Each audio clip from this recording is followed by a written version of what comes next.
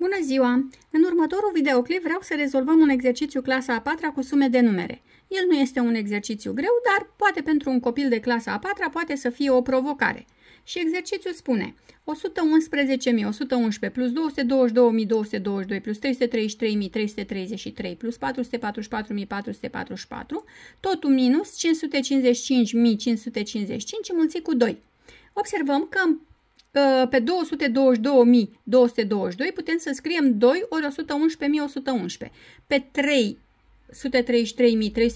putem să scriem 3 ori 111.111. Și pe 444.444 putem să scriem 4 ori 111.111.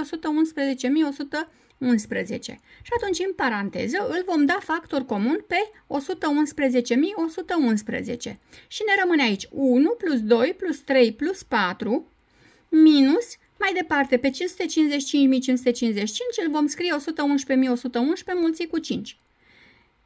Mai departe, ori 2 din exercițiu. Aici, în paranteză, avem suma ne va da 10, 4 cu 3, 7 cu 2, 9 cu 1, 10 și va veni 111.111 ori 10 minus 111.111 înmulțit cu 5 ori 2 face 10. Și observăm că avem aceeași cantitate. Aici, în primul termen și în al doilea. Și le avem cu minus. Deci, primul minus cel de-al doilea ne dă 0.